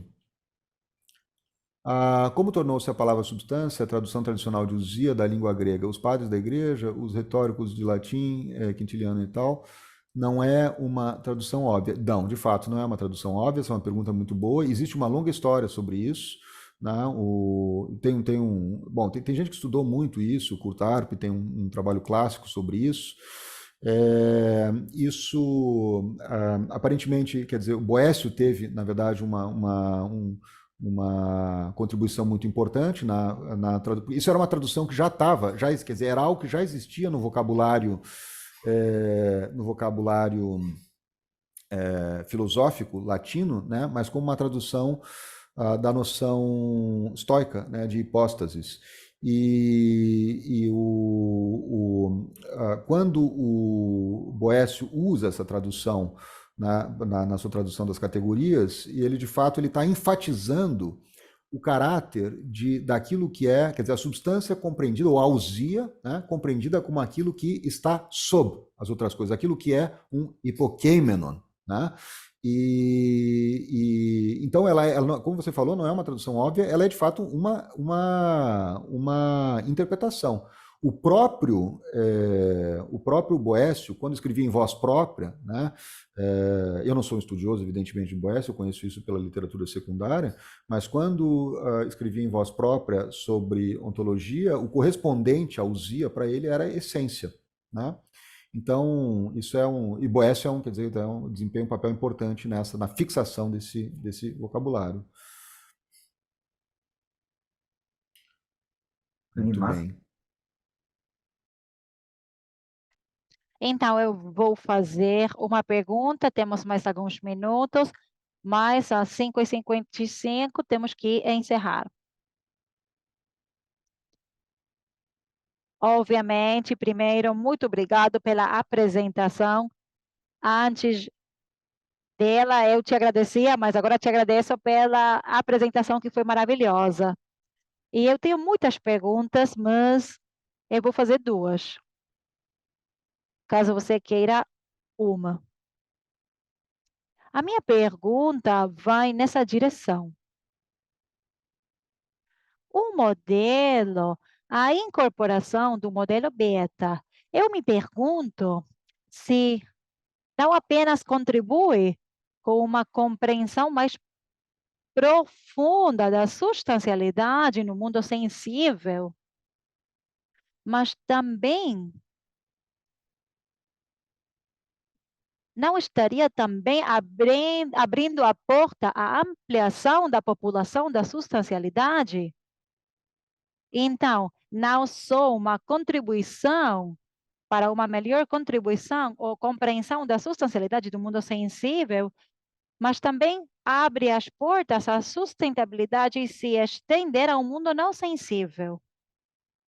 E não só isso, mas também nessa diferenciação se abrem as portas também à possibilidade que acaba acontecendo como fato, finalmente, de que a substância primeira seja também uma substância não sensível, né? Essa seria uma pergunta. E, bom, você acha que tem alguma diferença? Se isso de alguma maneira acontece, se há alguma diferença na sua interpretação muito grave, muito séria, entre a interpretação tradicional e alternativa, na compreensão disso? E a última é, na incorporação do modelo beta, há uma incorporação ou uma incorporação também de uma nova noção do hipokeimenon, uma nova noção de sujeito, varia a Bom, questão? eu começo por essa última. Ah, bom, a resposta, bom, sim, quer dizer, eu pelo menos nota que tal como eu apresentei a precedência, né, as vantagens da interpretação tradicional, quer dizer, era importante, primeiro, era importante que as formas sigam sendo hipokêmena, né? Sigam sendo... porque, quer dizer, como se dá, né, a incorporação do modelo beta ao modelo alfa digamos assim, no transcurso do livro Zeta, segundo a interpretação tradicional, né?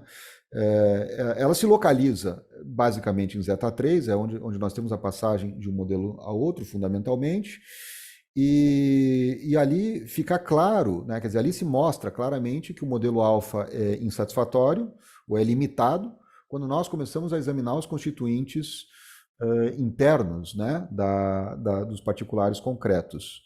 Porque a noção de forma, a noção de substrato tomado em si mesmo, identifica no interior dos componentes, né, dos constituintes da matéria e forma, do composto, como substância primeira, um item que não pode ser. Substância primeira que é a matéria sem propriedades. Né?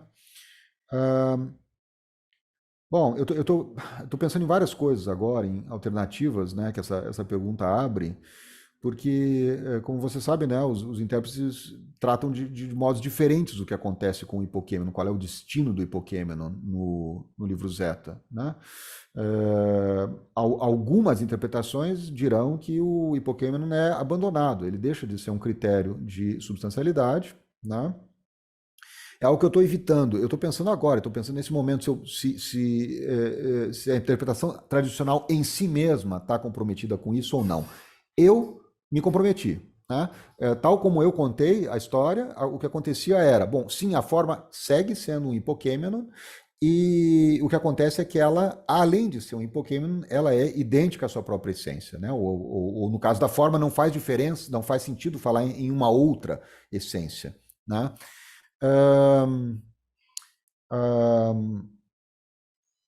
Bom, eu não tenho muito mais para dizer, Horácio, além de dizer que vou pensar melhor nessa alternativa, nesse ponto. Evidentemente que se essa alternativa funciona, ela tem que manter algum sentido de hipokêmeno para além de uma mera equivocidade. Né? Quer dizer, ela tem que. O hipokêmeno tem que, de algum modo, ser o hipokêmeno. A forma tem que ser hipokêmeno em algum sentido, tal como o particular concreto. Né? Eu vou me dispensar de falar mais sobre esse assunto, senão vou falar bobagem e provavelmente não vou responder melhor isso. Mas eu me comprometo a seguir pensando nesse assunto eventualmente. Bom, e com relação às outras perguntas, né, elas são. É interessante, né, porque essa pergunta sobre as portas para o mundo não sensível, por um ângulo bastante diferente, ela vai na direção da pergunta que o Ivan me fez agora há pouco também. Né? Você apontou algumas razões aqui para. A sua pergunta sugere algumas razões, talvez, para repensar isso também. Né? Porque, de fato, claro, eu concordaria bom, não foi algo que você disse, mas que eu acho que a pergunta sugere, que é, claro, a incorporação da forma não só como um item explicativo, mas como um item ontologicamente anterior ao composto, abre o caminho. Sim, a minha resposta seria, essa pergunta seria sim, abre o caminho para reflexão sobre as substâncias não sensíveis. Né? E nesse caso, quer dizer, nesse caso talvez haja aqui sim uma razão, quer dizer, haja aqui um caminho para encontrar algo anterior às formas substanciais, algo que é anterior a elas, no mesmo modo em que elas eram anteriores aos particulares concretos, né? Ou seja, algo que é ontologicamente anterior.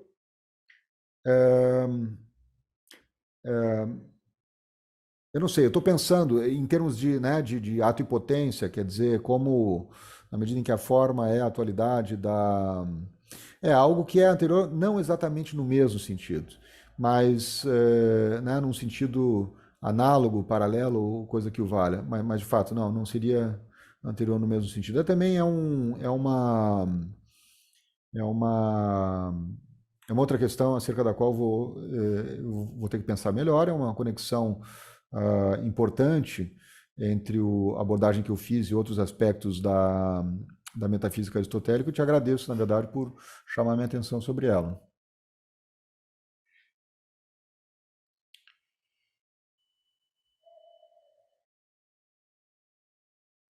Temos mais alguma pergunta? Temos apenas 5 minutinhos no máximo, porque temos uma outra atividade no centro depois.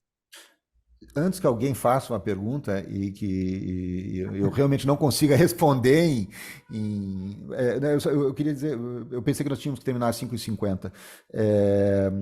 De fato, você tinha dito 55. Não, uma outra coisa importante que você notou, né, e que eu também preciso, sobre a qual eu também preciso refletir, quer dizer, qual é o impacto disso, né, dessa relação, desse caminho, então, que se abre entre a prioridade da forma no modelo beta e a investigação sobre as substâncias não sensíveis e a distinção entre as interpretações alternativas e tradicionais, né? E eu tampouco tenho uma resposta para isso, mas eu noto que as interpretações tradicionais, alternativas, por vezes, procuram ah, escantear, como nós dizemos no Brasil, né? Quer dizer, é uma linguagem do futebol, botar de escanteio, né? É de para fora digamos, para fora da cancha, né? A, deixar para fora, né, da quadra questões sobre como é que Deus entra, como é que a substância, né, divina, o primeiro motor entra, ou a substância separada entra nessa discussão, né, na discussão sobre a qual eles se concentram. Eu lembro de coisas como. Eu lembro de artigos que eu li que faziam uma força bastante grande para distinguir os modos de prioridade da substância, das categorias e da substância do livro Zeta, para depois dizer, bom, mas talvez quando o primeiro motor entra, a gente tenha que retomar a prioridade ontológica que funcionava nas categorias, né? Aquela prioridade estritamente ontológica.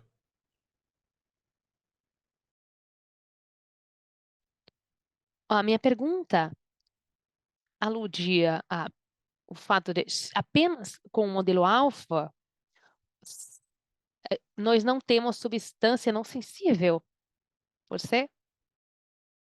De fato, acontece que nas categorias nós não temos lugar para isso. A admissão do contrário, uma característica das substâncias. Lá nesse caso, a que acaba sendo a própria usia,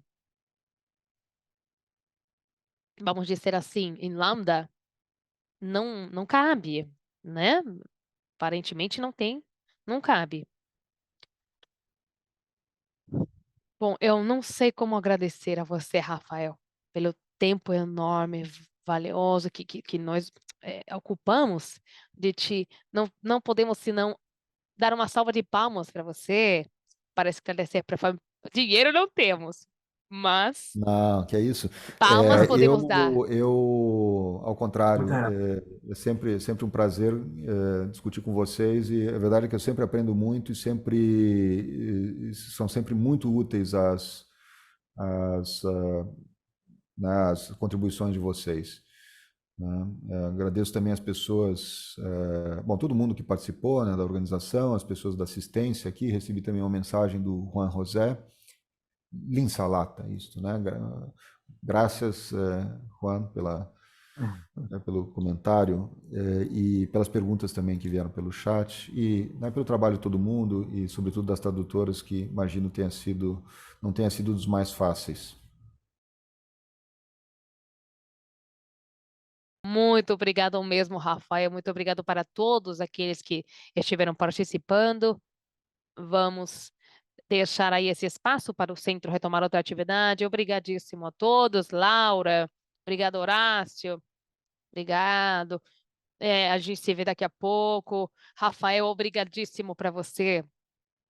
Fabiano, obrigado por você estar aqui. Eduardo, e Rafael, foi incrível. Daqui a pouco vocês vão receber o convite para a próxima reunião, para o próximo encontro desse ciclo. Nós estaremos, Horácio contará depois para nós. Não vão ficar aristotélicos, não vai ficar aristotélico disponível para o ano que vem, Horácio. Tomara que seja, tomara que tenhamos agradecimento muito, bem grande para você, Horácio, especialíssimo, por tanto trabalho. Obrigado, Rafael, mais uma vez, para todos e todos aqueles que participaram. Mais uma vez, obrigado para as intérpretes. Tenham uma linda tarde, todo mundo. Tchau, tchau. Até mais. Tchau, tchau.